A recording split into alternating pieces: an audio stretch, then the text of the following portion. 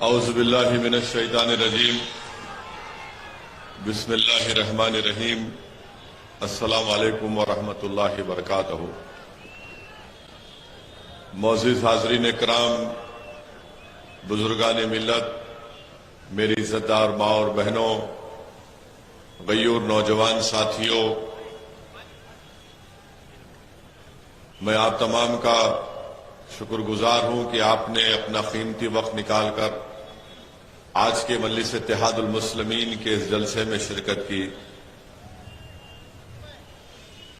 शहनशीन पर मौजूद मजलिस इत्तेहादुल मुस्लिमीन के रियासत तेलंगाना के तमाम अराकीन असम्बली, औरंगाबाद के मजलिस इत्तेहादुल मुस्लिमीन के रुकने पार्लिमान मोहतरम इम्तियाज जलील साहब, मुंबई और महाराष्ट्र के मजलिस इत्तेहादुल मुस्लिमीन के तमाम जिम्मेदारान और जनाब इरफान खलीफा साहब, मोहतरमा रिजवाना खां साहिबा, नासिर कुरैशी साहब, डॉक्टर हयूर साहब, अखिल शेख साहब, अबरार सहीद साहब और यूसुफ राना साहब। अजीजान मिल्लत, मेरी इज़्ज़तदार माँ और बहनों, पिछले 2 दिन से मजलिस इत्तेहादुल मुस्लिमीन ने अपना कौमी कन्वेंशन मुंबई में और मुमरा में मुनक्कद किया। 15 रियासत से 15 प्रदेशों से मजलिस इत्तेहादुल मुस्लिमीन के सदर मोतमदीन और अराकीन आए। हमने 2 दिन बैठकर उनकी तमाम राय को सुना, उनके मशवरों को सुना। उन्होंने अपने काम और अपनी कारकर्दगी को बयान किया और अल्हम्दुलिल्लाह इस 2 रोजा कौमी कन्वेंशन में मजलिस इत्तेहादुल मुस्लिमीन ने 16 रेजोल्यूशन करारदाद को मंजूर किया, जिसमें हमने इस बात को कहा कि मरकजी हुकूमत नरेंद्र मोदी की भारत में यूनिफॉर्म सिविल कोड को नाफिज ना करे, क्योंकि यूनिफॉर्म सिविल कोड भारत के संविधान के आर्टिकल 29 के तहत जो भारत के मुसलमानों को, आदिवासियों को उनके कल्चर का प्रोटेक्शन मिलता है, तो मेरे मजहबी जितने भी प्रैक्टिसेस हैं उसका प्रोटेक्शन, उसका तहफ्फुज मुझे भारत की आईन की आर्टिकल 29 के तहत मिलता है, जो एक अनफेटर्ड फंडामेंटल राइट है। हमने जो हेट क्राइम पूरे देश में हो रहा है, वतन अजीज में हो रहा है, जहां पर लोगों को महज इस बिना पर मारा जाता है कि मुसलमान और दलित या ईसाई हैं, मुसलमान को इसलिए पीटा जाता है कि बीजेपी और नरेंद्र मोदी की सरकार ने गौ रक्षक के नाम पर आतंकवादियों को पैदा किया है। ये गाय के रक्षक नहीं है, बल्कि आतंकवादी हैं, दहशतगर्द हैं, टेररिस्ट हैं। हम यकीनन जो कानून है जिसमें कहते हैं कि गाय को नहीं काटा जा सकता, हम उस कानून को मानते हैं, मगर आखिर ये कौन लोग हैं जिनको भाजपा ने, बीजेपी ने ऐसे ऐसे ग्रुप को तैयार किया जिनका मकसद ये है कि जो दाढ़ी और दिखती है, सर पे टोपी दिखती है, उसको मारते हैं, पीटते हैं, उसकी बेइज्जती करते हैं, वीडियो रिकॉर्डिंग करके यूट्यूब और फेसबुक पर लाइव डालते हैं। हमने उसकी मजम्मत की। हमने इस बात का मुतालबा किया कि इन लोगों को रोका जाए। हमने इस बात का जिक्र किया कि इन्हीं लोगों की जुल्म की वजह से घाटमीका राजस्थान में जुनैद और नसीर को हरियाणा से ये गुंडे, टेररिस्ट, आतंकवादी आते हैं, आकर जुनैद और नसीर को किडनैप करके मारते हुए लेकर जाते हैं। किसकी गाड़ी में? हरियाणा हुकूमत की गाड़ी में, जहां पर बीजेपी की सरकार है। और इतना मारते हैं कि पुलिस स्टेशन को जब लेकर पुलिस के लोगों से कहते हैं कि ले लो इन लोगों को, गिरफ्तार करो, तो पुलिस देख के उनकी हालत देख कर कहती है कि हम नहीं लेंगे इनको। तो ये जालिम लोग, ये आतंकवादी, ये नाथूराम गोडसे की नाजायज औलाद, उनको ले जाकर 150 किलोमीटर दूर नसीर और जुनैद को जला दिया जाता है। क्या बीजेपी इनको रोकेगी या नहीं रोकेगी? मजलिस ने इस बात का मुतालबा किया कि पीलू हो, रगबर हो, इखलाक, कि मैं मुसलमानों के हाथ में कुरान और दूसरे हाथ में कंप्यूटर दूंगा। मगर नरेंद्र मोदी और बीजेपी आरएसएस नहीं चाहती कि माइनॉरिटीज, अकलियतें, अल्पसंख्यक समाज, मुसलमान, बल्कि दलित और आदिवासियों के भी स्कॉलरशिप के पैसे कम कर दिए। भारत के वजीर आजम नहीं चाहती हैं कि हमारे बच्चे, हमारी बेटियां स्कॉलरशिप के पैसों सर लेकर जो तालीम हासिल कर रही थी, ताकतवर बन रही थी, इनको इनके हक को मालूम हो रहा था तो उसको बंद करने के लिए बजट को कम कर दिया। हमने मुतालबा किया कि इस स्कॉलरशिप की रकम में जो पहले थी उससे ज्यादा इजाफा करनी चाहिए। आज मजलिस ने एक रेजोल्यूशन पास किया और ये कहा कि बीफ के नाम पर, यह अजीब बात है कि मेघालय में अब इलेक्शन हुआ तो वहां पर बीजेपी का लीडर कहता है कि मेघालय में बीफ बैन नहीं होगा, मगर महाराष्ट्र में बीफ बैन है। गोवा में बीफ बैन नहीं है, मगर महाराष्ट्र में बीफ बैन है। शायद वहां पर मेघालय में मम्मी बोलते, यहां पर मां बोलते हैं। अब आप बताइए कि अगर मोहब्बत होनी चाहिए तो हर जगह होनी चाहिए बीफ बैन के सिलसिले में। मेघालय का बीजेपी का सदर बोलता नहीं, यहां पर हम नहीं लगाएंगे, यहां पर खाएंगे। जब वक्त उनको जेल में डालकर उनकी जिंदगी को बर्बाद किया जा रहा है। हमने इस बात का मुतालबा किया कि चीन भारत की 2000 स्क्वायर किलोमीटर पर कब्जा करके बैठा है। डेप्सांग और डेमचाक में हम ये मुतालबा करते हैं कि नरेंद्र मोदी, अगर आप वाकई मानो के जबान से चीन नहीं निकलता, टाई टाई हो जाती है इनकी। अरे 2000 भारत की जमीन पर चीन कब्जा करके बैठा है, क्या तुम्हारी सरकार इनको नहीं निकाल सकती है? वो डेप्सांग और डेमचाक में चीन ऑल वेदर रोड बना चुका है, वहां पर बैठा हुआ है। और भारत के वजीर आजम जब इंडोनेशिया में G20 का इजलास होता है तो 56 इंच का सीना रखने वाला वजीर आजम, 130 करोड़ जनता का वजीर आजम अपनी कुर्सी से उठकर, पलटकर जाकर चीन के सदर से मिलता है। Hello, how are you? ये चीन जो हमारी 2000 स्क्वायर किलोमीटर पर कब्जा करके बैठा है, और ये तमाम संघ परिवार के चमचे, मोदी के अंधभक्त, जब उनसे कहा जाता है कि देखो ये देश का प्रधानमंत्री उठकर चीन से मिल रहा है, तो बोले क्या करना चाहिए था फिर? हक नहीं मिला है। अरे मैंने पूछा मिलने की जरूरत क्या थी? हमारी जमीन पर जालिम कब्जा करके बैठा है। हमने मुतालबा किया कि चीन जो जमीन पर कब्जा करके बैठा है उसको खाली करवाया जाए। मेरे अजीज दोस्तों और बुजुर्गों, इज्जतदार मां और बहनों, हमने अपने पार्टी के 2 रोजा कन्वेंशन में जो धर्म संसद किया जाता है, नाम निहाद धर्म संसद, उसमें धर्म संसद करके हर धर्म संसद में गाली मुसलमानों को, गाली इस्लाम को, गाली हमारे मां और बहनों को, और तो और एक बाबा हैं जो नाक से सांस लेना सिखाते हैं और अपने पेट को गोल गोल फिराते हैं और मंजन बेचते हैं, टूथपेस्ट बेचते हैं। वो राजस्थान में जहां पर कांग्रेस की सरकार थी वहां पर जाकर का मुसलमान नमाज भी पढ़ता मगर ऐसा भी करता। बाबा आपको क्या मालूम इस्लाम के बारे में? अगर नहीं मालूम तो सीख लो, मगर झूठ तो मत बोलो। तुमने अनाप शनाप बका, बाबा पे कोई एक्शन नहीं। राजस्थान में कांग्रेस की सरकार है, एक एफआईआर इशू करे, बाबा चले गए। राजस्थान से जुनैद और नसीर के रिश्तेदार जब जाकर राजस्थान की पुलिस से कहा कि देखो हमारे बेटे को, भाई को उठा कर लेकर गए ये आतंकवादी, तो पुलिस ने कहा चल भाग निकल। मगर बाद में उनकी जली हुई लाशें मिली।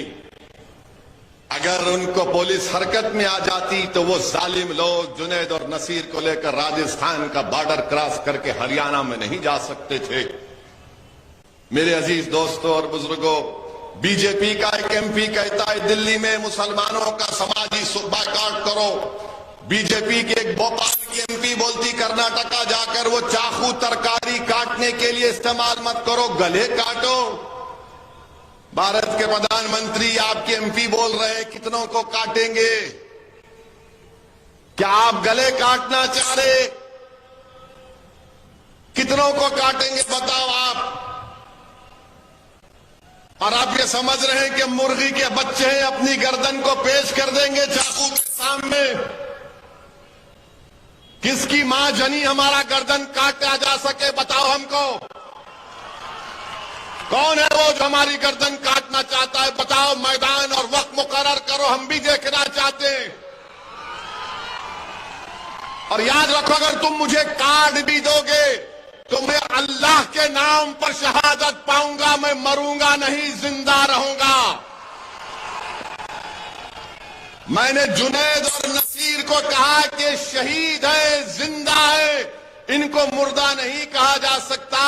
तो मीडिया में जो 6 बजे और 9 बजे बैठकर मोदी को अपने पप्पा कहते हैं, उन्होंने बड़ी तकलीफ हुई कि जुनैद और नसीर को वैसी शहीद कह रहा है। हाँ, शहीद है, जिंदा है, उनको अल्लाह गिजा देता, तुमको नहीं मालूम। जुनैद और नसीर शहीद है और आप जो है आपकी एमपी पे कोई एक्शन नहीं लेते, कोई एक्शन नहीं बीजेपी की तरफ से।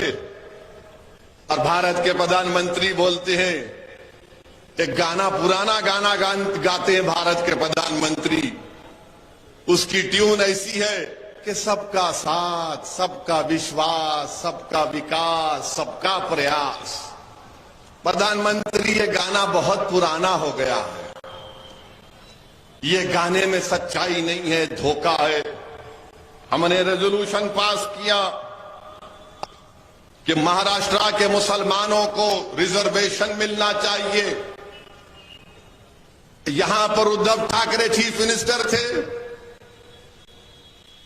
100 साल पुरानी बूढ़ी कांग्रेस भी थी उसमें, राष्ट्रवादी कांग्रेस भी थी। मराठों को रिजर्वेशन देने की बात किए मगर मुसलमानों को देने की बात नहीं किए। और फिर बोलते कि ओवैसी वोट काटने के लिए आया है। अरे बताओ कांग्रेसियों, तुम सत्ता में थे ना उद्धव ठाकरे के साथ, जो असेंबली में खड़े होकर कहा कि मैं और मेरी पार्टी ने 6 दिसंबर को बाबरी मस्जिद को शहीद किया। अगर कोई गयूर मुसलमान इस मजमे में बैठा है तो उसको इस बात जब सुन रहा है तो उसको तकलीफ होगी कि वो मुख्यमंत्री असेंबली में उठकर कहता है कांग्रेस उसकी वजीर है, राष्ट्रवादी उसके वजीर है, और कहता है कि हमारी पार्टी ने बाबरी मस्जिद को शहीद किया। अरे कांग्रेसियों, अगर तुम में सेकुलरिज्म इतना राय बराबर जिंदा होता, शरद पवार, अगर आपके पास सेकुलरिज्म राय बराबर जिंदा होता तो चुल्लू पर ये सेकुलरिज्म का सर्टिफिकेट बांटने वाले, ये लाला की दुकान पर बैठकर सर्टिफिकेट बांटने वाले, जब वो कोई कहता है कि मैं और मेरी पार्टी ने बाबरी मस्जिद को शहीद किया, वो सेक्युलर हो गया है। मैं चैलेंज कर रहा हूं आज के जलसे से शरद पवार साहब को और वो कांग्रेस के वो साहब जो पूरा भारत फिरे हैं, बताओ शिवसेना सेक्युलर है या कम्युनल है? बताओ, जवाब दो, सेक्युलर है या कम्युनल है? उसके बाद आप फैसला करो कि ओवैसी इलेक्शन लड़ना चाहिए नहीं लड़ना चाहिए। ये जाकर इख्तिदार की हवस में 15 साल कांग्रेस के पास इख्तिदार था, मगर उद्धव ठाकरे मुख्यमंत्री बने तो बोले हम भी पीछे आ जाते हैं, हम भी भूखे हैं, प्यासे हैं, गरीब हो चुके हैं, हमारे घर वीरान हो चुके हैं, हमको भी एक गाड़ी के ऊपर लाल लाइट चाहिए जो टाई टाई टाई करके रोड पर चल सके। कांग्रेस दौड़ते हुए गई, उद्धव ठाकरे के दामन को पकड़ लिया। राष्ट्रवादी कांग्रेस ने कहा, जब राष्ट्रवादी कांग्रेस तो सुबह कितने 8 बजे 6 बजे सुबह 6 बजे उठ के अजीत पवार और देवेंद्र फडणवीस दोनों सगे भाई बन गए। सगे भाई बन के गवर्नर ने उनको शपथ भी दिला दी। ऐसा नजर आ रहा था कि मेले में दोनों भटक गए थे, बचपने में मिल गए आकर। वो सेक्युलर हो जाते हैं और ओवैसी इलेक्शन लड़ा तो वोट काटता है। मिले, फिर शादी नहीं चली, जल्दी तलाक हो गया। अब उसमें उस शादी में दूल्हा कौन था, दुल्हन कौन थी, आप तय करो, मुझे नहीं मालूम। किसने तलाक तलाक कह दिया, ट्रिपल तलाक तो बैन था, मगर सियासी तलाक चल रहा है अभी। अब नहीं मालूम कौन खुला लिया, वो छोड़ दिए तो उद्धव ठाकरे के पीछे। यानी आपको सिर्फ इख्तिदार से मतलब है, किसी से मतलब नहीं है।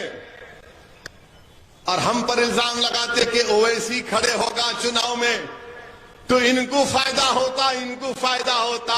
सुन लो, जो मजलिस इत्तेहादुल मुस्लिमीन के इलेक्शन लड़ने के खिलाफ हैं, मैं भारत के संविधान के तहत इलेक्शन लड़ता हूं और लड़ता रहूंगा।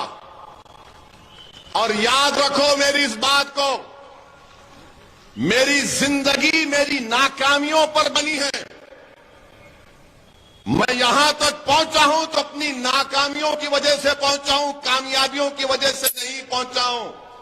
क्योंकि मेरा मानना यह है कि इंसान की, बल्कि मुझ जैसे गुनाहगार मुसलमान की कामयाबी उस दिन होगी जब हशर का मैदान होगा, जब तुम्हारे और मेरे अमाल का फैसला रब्बे करीम करेगा। जो राय बराबर नेकी करेगा उसके सीधे हाथ में नामा अमल दिया जाएगा, जो बदकिस्मत होगा उसके बाएं हाथ में दिया जाएगा। बल्कि मेरा मानना यह है कि मेरे पास कोई नेकियां नहीं है। अगर अल्लाह मुझे बख्शेगा जो गफूर रहीम है, तो रसूलुल्लाह सल्लल्लाहु अलैहि वसल्लम की शिफात मुझे बख्शाएगी, मेरे अमाल मुझे नहीं बख्शाएगी। और जो लोग इल्जाम लगाते हैं मुझ पर, मैं तुमको अल्लाह के हवाले करता हूं। लगाओ कितना इल्जाम लगाते, तुम जिंदगी भर लगाओ मुझ पर इल्जाम, मगर मेरे कदम डगमगाने वाले नहीं है। इलेक्शन लड़ूंगा, एक लड़ूंगा, हारूंगा, फिर लड़ूंगा। जिंदगी की जब तक अल्लाह जिंदगी में इन सांसों को बरकरार रखेगा, मंजलिस का सिपाही जब तक अल्लाह रखेगा, मैं इलेक्शन लड़ूंगा, मेरे साथी इलेक्शन लड़ेंगे।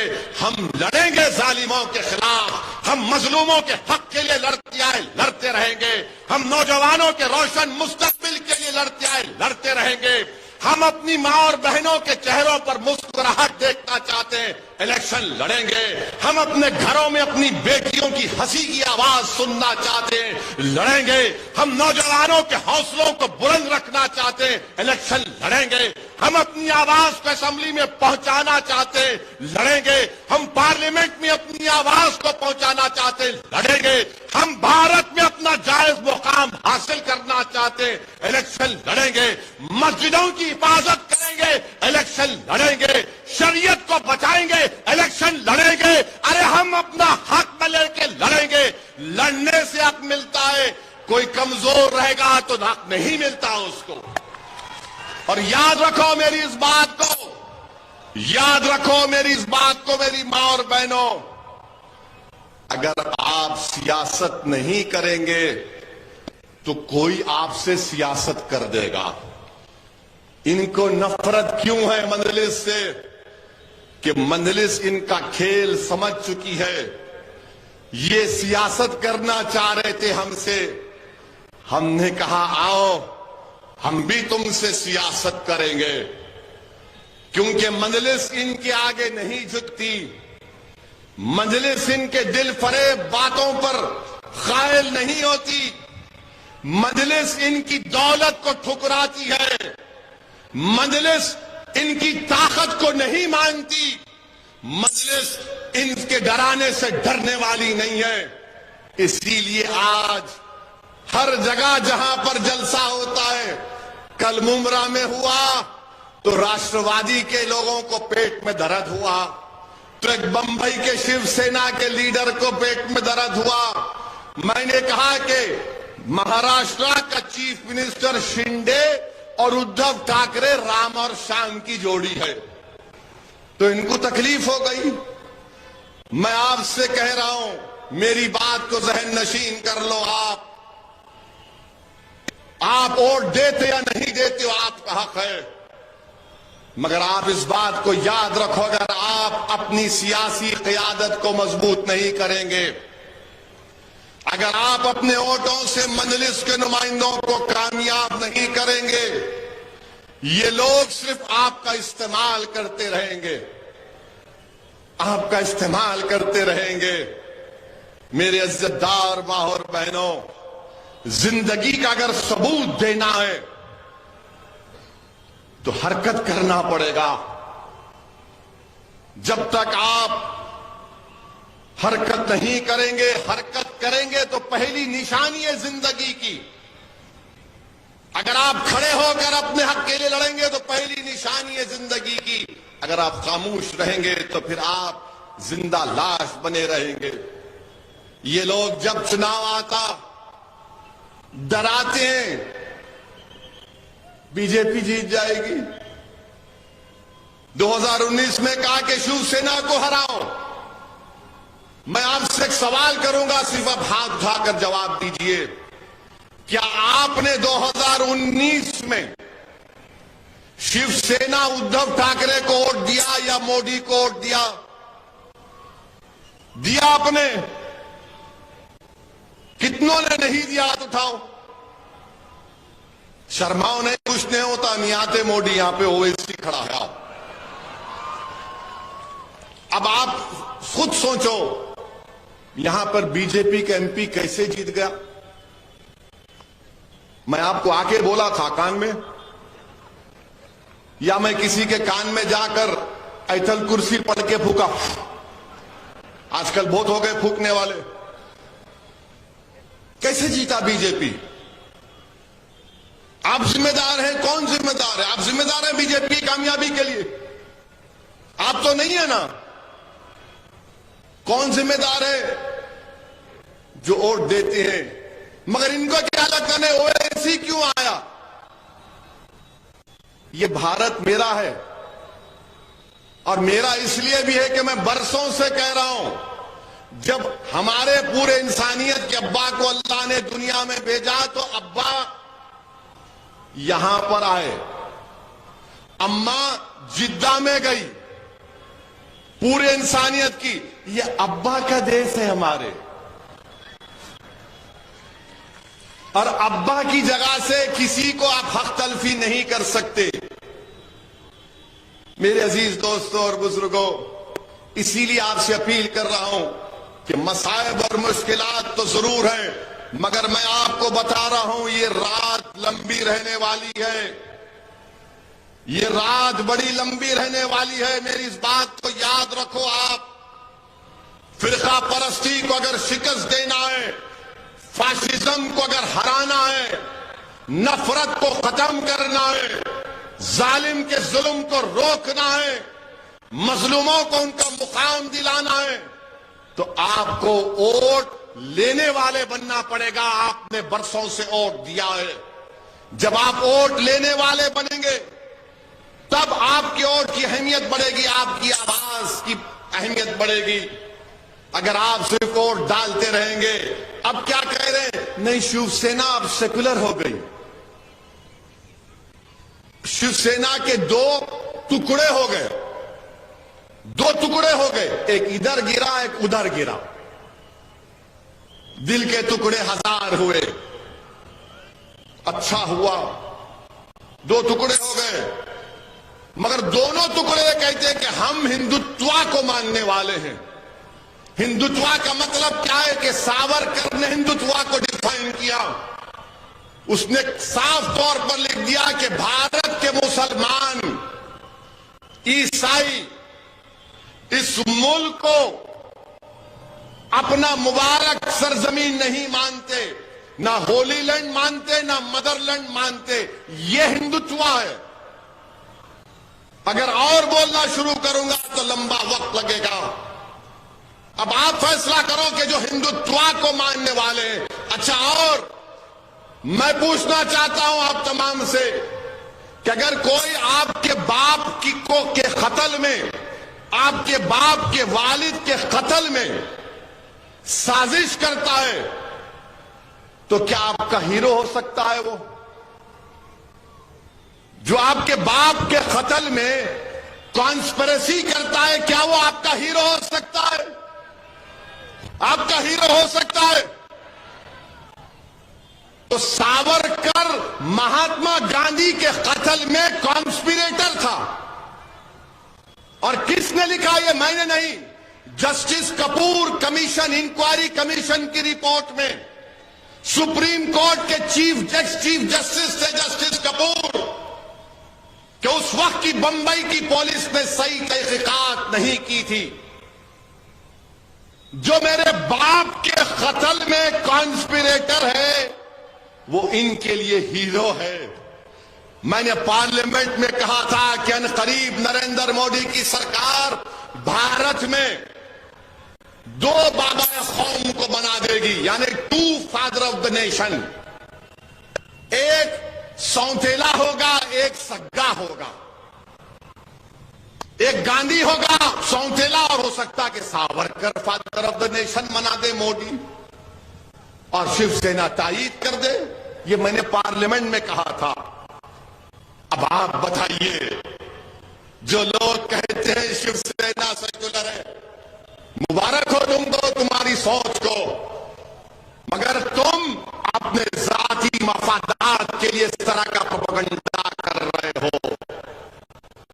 मैं चुनाव लड़ता हूं, मैं तो आरएसएस के खिलाफ बोलता था और बोलता रहूंगा, क्योंकि मैंने पढ़ा है, चाहे वो गोलवालकर की बंच ऑफ थॉट्स हो, या वी और दीनदयाल उपाध्याय की किताब हो, या फिर इनके तमाम स्टेटमेंट्स हो। मैं जानता हूं आरएसएस क्या है, मगर जो लोग आरएसएस से बात करना चाह रहे हैं, बताओ तुम क्या करने जा रहे हो? मेरे अजीज दोस्तों और बुजुर्गों, लोग कहते हैं कि सेकुलरिज्म में जब से भारत के वजीर आजम नरेंद्र मोदी बने हैं, मॉब लिंचिंग बढ़ गया, हेट क्राइम्स बढ़ गए, लव जिहाद के नाम पर मारम पीटी बढ़ गई, रिलीजियस कन्वर्शन के नाम पर गलत गलत कानून बनाए गए, दिल्ली में फसादात हुए, यूएपीए लगा। मगर इसके बावजूद भी लोग बोलते हैं कि सेकुलरिज्म का साथ दो, इन सो कॉल्ड पार्टीज का साथ दो। मैं बताता हूं फर्क क्या है। फर्क यह है कि जुनैद और नसीर की जली हुई लाशें उसके घर को आई। जुनैद के घर को मैं गया था जमील खां के साथ, और जुनैद के 6 बच्चे, और जुनैद का बड़ा भाई जो नीम पागल है, उसके 7 बच्चे, यानी 13 बच्चों की जिम्मेदारी जुनैद पर थी। जुनैद और नसीर के घर में जली हुई लाशें आई। हाफिज जुनैद को ट्रेन में 16 साल के बच्चे को मार दिया गया, उसकी लाश अपने बाप के घर को गई। रगबर को मार दिया गया, उसकी लाश उसकी बीवी के पास गई जो बेवा हो गई। पीलू खान को मारा गया। अब बताओ आप, इनको क्या होता है? ये सेकुलर पार्टियों को ये सिर्फ जेल को जाते हैं, हम कब्र में जाते हैं। ये जेल को जाते हैं, हम कब्रों में जाते हैं, और जेल से जल्दी बेल भी मिल जाती है। आप बोलेंगे वो कैसे? तो क्या नवाब मलिक को बेल क्यों नहीं मिलती? नवाब मलिक को बेल मिली, किसको मिली? फिर जोर से बोलो, डर रहे कहीं को, और जोर से बोलो। नवाब मलिक को नहीं मिली। आजम खान का सियासी कैरियर पर क्वेश्चन मार्क लग गया। आप बताओ फिर एक जर्नलिस्ट का उत्तर प्रदेश में 2 साल के बाद बेल होती है तो उसकी जमानत के लिए कोई तैयार नहीं होता श्योरिटी देने के लिए। मैं सलाम करता हूं हमारे उस हिंदू भाई को जो जर्नलिस्ट है, जिसने अपने घर के कागजात लाकर रखा है।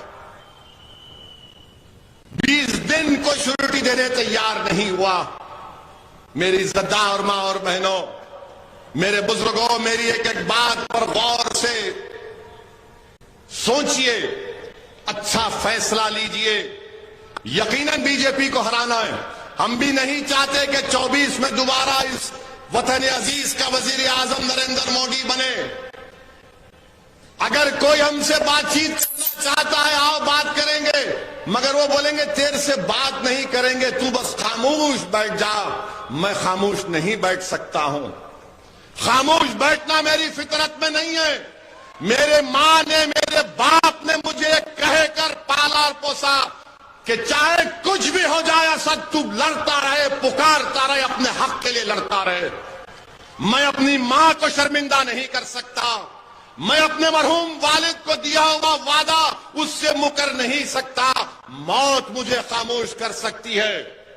तुम गोली चलाओ या कुछ भी कर दो, मगर जब तक रब्बे करीम अपने हबीब के सत्ते में ओवैसी को जिंदा रखेगा, मैं लड़ता रहूंगा। मसाइब और मुश्किलात के तूफान से गुजरूंगा। तुमने एक मर्तबा मेरी गाड़ी पर 6 गोलियां चलाई, दोबारा चलाओ प्यारे, मैं तैयार हूं। इस गरीब और मजलूम कौम के लिए मरने को तैयार हूं। तुम चलाओ गोली, कितनी गोली चलाओगे? तुम्हारी गोलियां खत्म हो जाएगी, मगर इंशाअल्लाह ताला मैं मौत से डरने वाला नहीं। मैं डरता हूं इस बात से कि जब कब्र में जाऊंगा, हशर के मैदान में मुझसे क्या हिसाब किताब होगा। मगर दिल का एक कोना पुकार कर कहता है कि गुनाहगार तो है असद, मगर कमली वाला रहमतुल्लाह आलमीन है सल्लल्लाहु अलैहि वसल्लम। मेरे अजीज दोस्तों, हिम्मतों को बुलंद रखिए।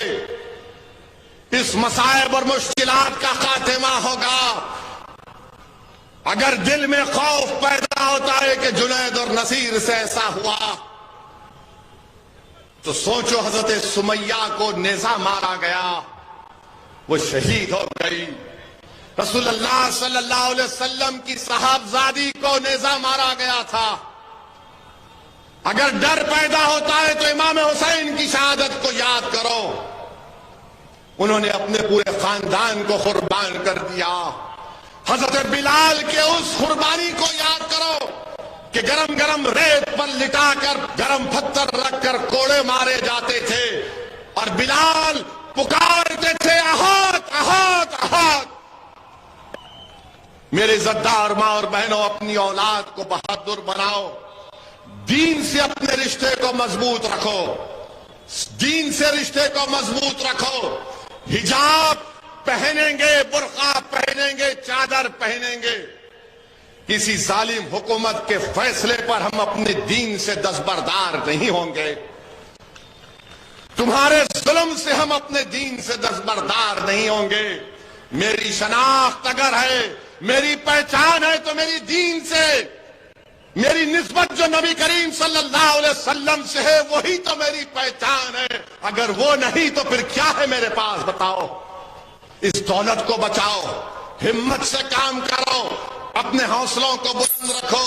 और आखिर में यहां के जो कांग्रेस के मौजूदा एमएलए है, बड़ा गुरूर है तुमको अपनी दौलत पर।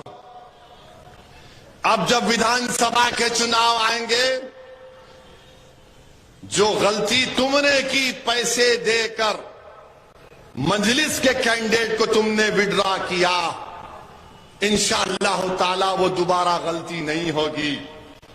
हम अच्छे उम्मीदवार को रखेंगे। और मेरी आपसे इल्तिजा है, गुजारिश है, अगर बल्दिया के म्युनिसिपल के इलेक्शन आते हैं तो मजलिस के उम्मीदवारों को कामयाब करिए। आप अपनी दुआओं से और अपने वोट से अपनी आवाज को रखिए। आप देखते हैं कि भारत की पार्लियामेंट में 2 एमपी हैं आपके, और जब मैं या इम्तियाज जलील खड़े हो जाते तो बीजेपी के 300 एमपी एक साथ खड़े होकर कोई बोलता बैठ, खामोश हो जा, फुला हो जा। मगर अल्लाह का करम है कि 300 के सामने इस गुनाहगार की जबान चलते रहती है। एक एक लफ्ज उनके लिए तीर साबित होता है अल्लाह के करम से। मेरी इज्जतदार मां और बहनों, बुजुर्गों, मजलिस को मजबूत करिए और ये पूछिए ये कांग्रेस से, बल्कि यहां पे लोगों से पूछो ये औरंगाबाद का नाम तब्दील करे, अच्छा किए या गलत किए? औरंगाबाद का नाम तब्दील कर दिए। कितना टाइम हो गया? 2 मिनट है, बहुत बोल सकते, 120 सेकंड है।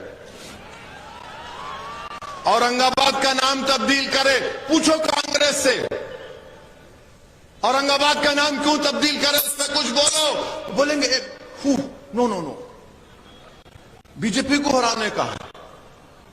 अगर हम कुछ बोलेंगे तो हमको हिंदू वोट नहीं मिलेगा। अरे बीजेपी को हराने का तरीका यह है कि आइडियोलॉजी पर मुकाबला करो।